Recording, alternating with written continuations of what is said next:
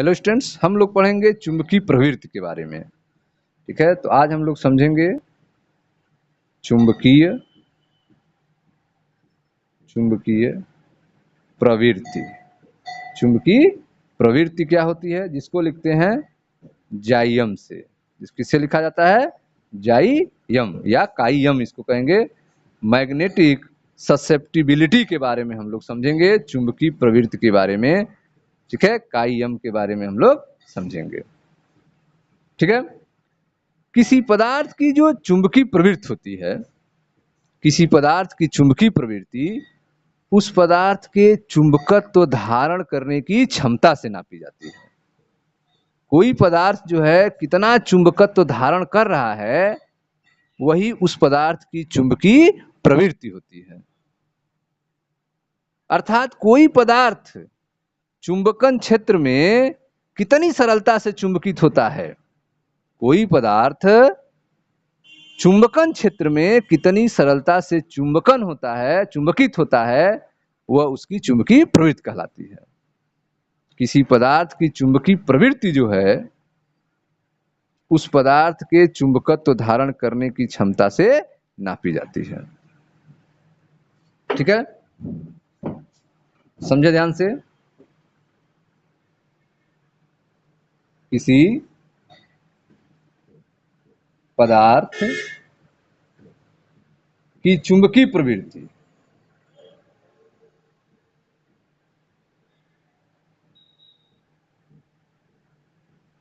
किसी पदार्थ की चुंबकीय प्रवृत्ति उस पदार्थ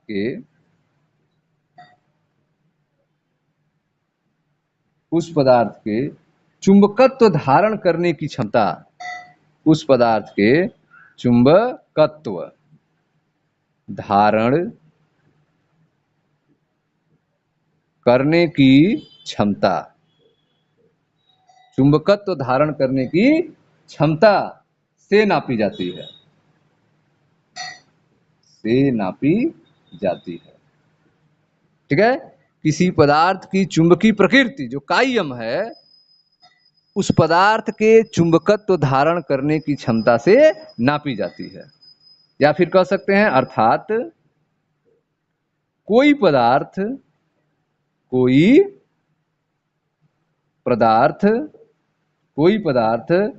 चुंबकन क्षेत्र में, कोई पदार्थ चुंबकन क्षेत्र में कितनी सरलता से,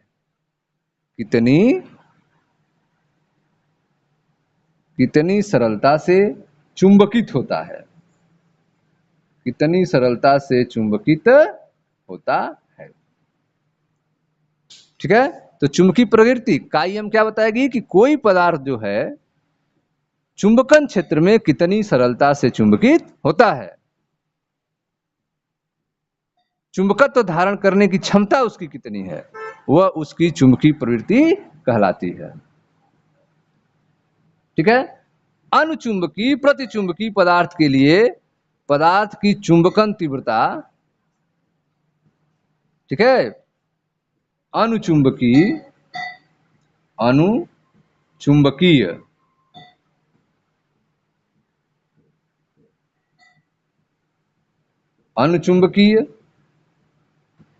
तथा प्रतिचुंबकीय,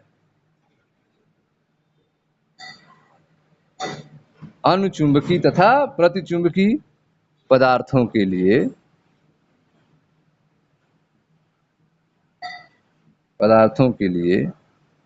पदार्थ की चुंबकन तीव्रता, पदार्थ की चुंबकन तीव्रता वेक्टर आई। चुंबकन तीव्रता किसे लिखते हैं? वेक्टर आई। चुंबकन क्षेत्र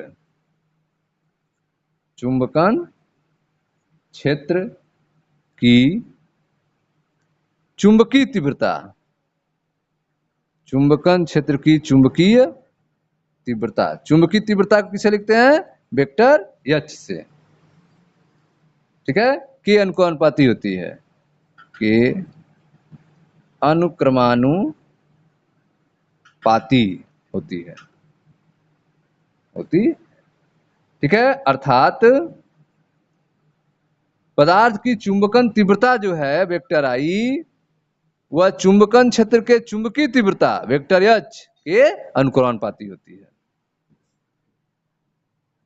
ठीक है। अतः वेक्टर आई अनुक्रमानुपाती हटाएंगे तो बराबर लिखेंगे और एक नियतांक आएगा काइम इंटू एच।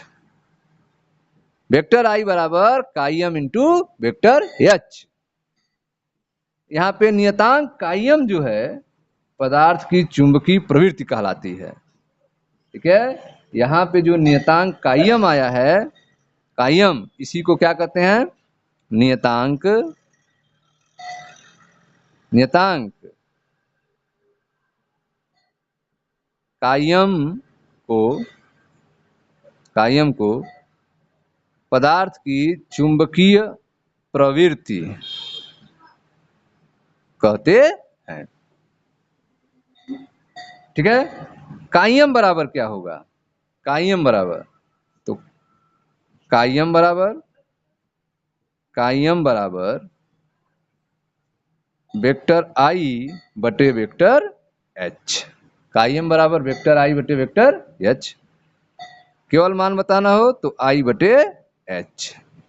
काइम बराबर आई बटे एच। अर्थात किसी पदार्थ में उत्पन्न चुंबकीय क्षेत्र की तीव्रता आई तथा उत्पन्न करने वाले चुंबकन क्षेत्र की चुंबकीय तीव्रता एच के अनुपात को चुंबकीय प्रवृत्ति कहते हैं। चुंबकीय प्रवृत्ति काइम बराबर आई बटे एच। किसी पदार्थ में उत्पन्न चुंबकीय तीव्रता तथा उसे उत्पन्न करने वाले चुंबकन क्षेत्र की चुंबकीय तीव्रता के अनुपात को चुंबकीय प्रवृत्ति कहते हैं। चुंबकीय प्रवृत्ति काइम बराबर आई बटे एच। परिभाषा क्या देंगे? किसी पदार्थ में उत्पन्न चुंबकीय क्षेत्र की तीव्रता आई तथा उसे उत्पन्न करने वाले चुंबकन क्षेत्र की चुंबकीय तीव्रता एच के अनुपात को चुंबकीय प्रवृत्ति कहते हैं। अर्थात काइम बराबर आई बटे एच। यह एक शुद्ध संख्या है। क्यों शुद्ध संख्या है? क्योंकि आई और एच का एक ही मात्रक है, इसलिए काइम जो है चुंबकीय प्रवृत्ति जो है एक शुद्ध संख्या है। निर्वात के लिए इसका मान शून्य होता है। चुंबकीय प्रवृत्ति काइम निर्वात के लिए कितना होता है? शून्य। क्यों? क्योंकि निर्वात में चुंबकन नहीं हो सकता है।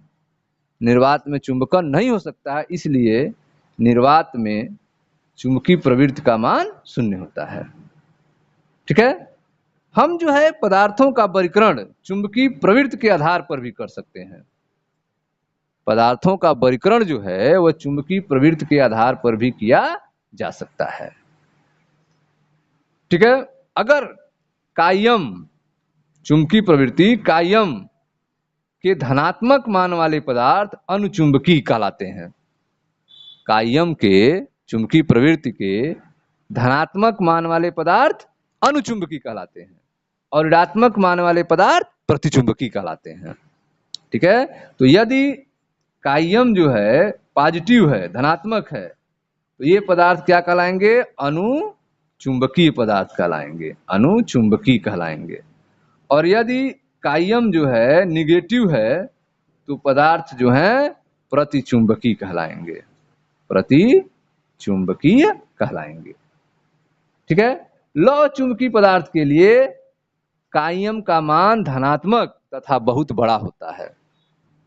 लौह चुंबकीय पदार्थ के लिए चुंबकीय प्रवृत्ति काइम का मान क्या होता है? धनात्मक होता है और बहुत बड़ा होता है, ठीक है। इन पदार्थों के लिए वेक्टर आई और वेक्टर एच यथार्थ रूप से अनुक्रमानुपाती नहीं है। प्रतिचुंबकीय, अनुचुंबकीय, लौह चुंबकीय, इन पदार्थों के लिए वेक्टर आई और वेक्टर एच यथार्थ रूप से, सही रूप से अनुक्रमानुपाती नहीं है। अतः चुंबकीय प्रवृत्ति काइम बिल्कुल ठीक नियतांक नहीं है, ठीक है। यह जो नियतांक चुंबकीय प्रवृत्ति काइम है यह बिल्कुल ठीक नियतांक नहीं है, क्योंकि पदार्थों के लिए वेक्टर आई और वेक्टर एच यथार्थ रूप से अनुपाती नहीं होता है, इसलिए काइम बिल्कुल ठीक नियतांक नहीं है। ठीक है, तो यह था आपका चुंबकीय प्रवृत्ति काइम के बारे में। किसी पदार्थ की चुंबकीय प्रवृत्ति जो है उस पदार्थ के चुंबकत्व धारण करने की क्षमता से नापी जाती है, अर्थात कोई पदार्थ चुंबकन क्षेत्र में कितनी सरलता से चुंबकित होता है वह चुंबकीय प्रवृत्ति बताती है। परिभाषा क्या देंगे? अनुचुंबकीय प्रतिचुंबकीय पदार्थ के लिए पदार्थ की चुंबकन तीव्रता आई चुंबकन क्षेत्र के चुंबकीय तीव्रता एच के अनुपाती होती है, आई अनुपाती एच। ठीक है, यदि काइम धनात्मक है तो अनुचुंबकीय कहलाएगा, ऋणात्मक है प्रतिचुंबकीय, अगर धनात्मक मान बहुत अधिक है तो लौह चुंबकीय कहलाता है। ठीक है, लौह चुंबकीय पदार्थ के लिए काइम का मान धनात्मक और बहुत बड़ा होता है। इन पदार्थों के लिए वेक्टर आई और वेक्टर एच यथार्थ रूप से अनुपाती नहीं है, अतः काइम बिल्कुल ठीक नियतांक नहीं होता है। ठीक है स्टूडेंट्स, थैंक यू।